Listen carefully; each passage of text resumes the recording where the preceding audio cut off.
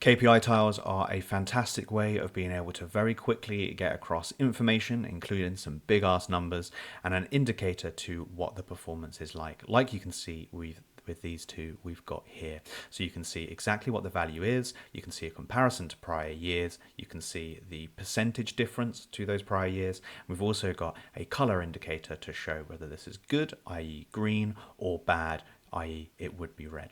So let's check out exactly how we would build these out. Hey guys, welcome back to Rather Be Visin. My name is Sam, and today we're having a look at how you can build out those rather cool looking KPI tiles.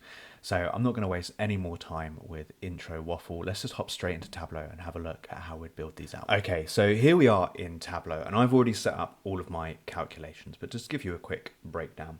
I've got two parameters. I've got one for my selected year and one for my comparison year. And if I show these parameters, you can see all it does is allow me to pick a year, one for my selected year so I can see what that value is, and then one that I'm comparing it to. So then I've got a calculation that is pulling through my sales for the comparison year and one for the selected year. And all this is doing is saying if the year of my order date is the same as that parameter, then pull through my sales. I've then got a year-on-year percentage calculation that's doing the sum of my sales on the selected year divided by the sum of my sales on the comparison year, and then taken off one to give me a percentage. And then I've got one that is for the absolute, which is just taking off the sum of sales from my comparison year from my selected year. Now, in order to make this the ability to color this how I want, I've also got the calculations for negative and positive for both of these. And all this is doing is saying if my sales year on year percentage is greater than 0, then pull through that value.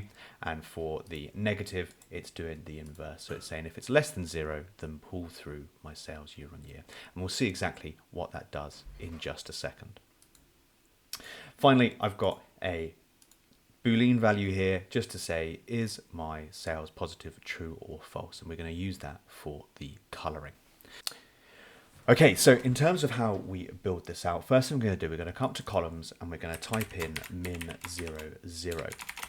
This is going to give us a mark that's dead on 0 and it's always going to sit at 0. And that's quite important for what we're going to set up here. Next, I'm going to change my mark type to be a Gantt bar. And I'm going to click on size. I'm going to double click in the marks card here and I'm going to put min 0.15. I'm going to drag that and I'm going to put that onto size.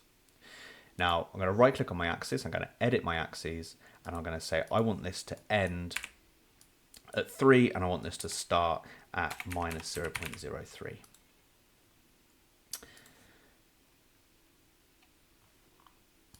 So now you can see we've got a very thin bar here. Now to build out this view, I'm just going to change this to be entire view so we're taking up the full space that's available to us. I'm going to bring in my values from over here. So I'm going to bring in my sales for the selected year. I'm going to stick that onto label. I'm going to bring in my sales for the comparison year and stick that onto label. And then also going to bring in my positive and negative values and also drop that onto label. I'm going to come in here and I'm going to edit this to make it look a bit nicer. So I'm going to start off, I'm going to have sales in capitals. Let's make that size 16. Let's bold it. So then we can have our sales for the selected year and we can insert our parameter, or we can type in selected year. And if we just quickly apply that, we can start to see how this has taken shape. So we've got sales, we've got selected year. We can actually bring in our parameters, drop that onto label as well, and then we can actually replace this with our parameter, and then that will be dynamic and update. So then we can have versus in there. And now we've got our positive and our negative values. Now, because if the value is positive, it'll only populate the positive calculations here. So we can be a bit clever with the coloring. So I can color my negative calculation. I can color that red, and the positive, I can color that green. So again, I'm going to go green, and for the negative, I'll go red. And then we just need to make sure that we've got our absolute values next to each other and our percentage values next to each other. Then I'm going to align that over onto the left hand side. And I might want to change my sales. Let's go for a nice purple here. If I click apply on that, you can now see we've got sales 2023 is this versus this much in 2022. And these are the percentage and the absolute values. And you can play around with this. You can maybe bring these all up onto the same line.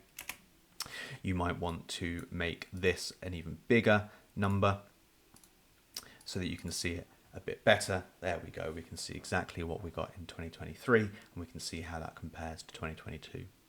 Now in terms of the formatting for the rest of this, we right click and come into format. We can take out all of the grid lines.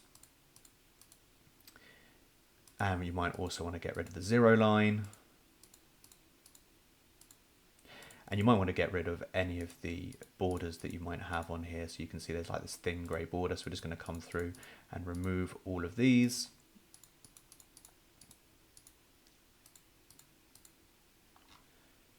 And then we can right click and uncheck show header on here.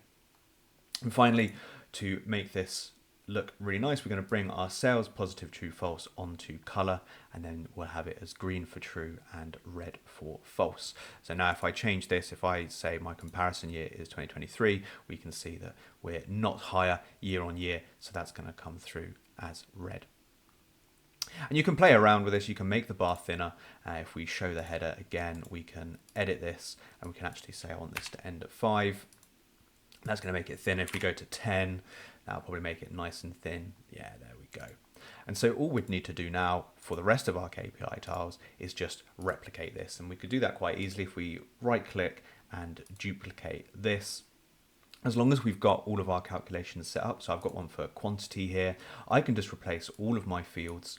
So I can bring in my sales or my quantity for the selected year, comparison year, percentage negative, percentage positive, absolute negative, absolute positive. And then I can come into label and I can change this to be quantity. And now that is going to show me my quantity. And then I can rename this, obviously. And then I can bring these into my dashboard. I probably want to put them in a container. So let's stick them in there. Distribute those contents evenly. I might want to make this floating. There we go. Let's get rid of this box we don't need here. Hide the titles. And there you have it. There are some quite slick KPI tiles there, and you could create this for any of the metrics within your view, and you've got quite nice, easily readable KPI tiles with that bar to highlight whether it is a positive or a negative value. So very quickly people can get an idea of the performance. So that's how to build some quite nice KPI tiles. Hopefully you found that useful. If you did, let me know in the comments down below. If you didn't, also let me know in the comments down below. Remember to like, comment, subscribe, all of that good stuff, and I'll catch you in the next video. Cheers for watching.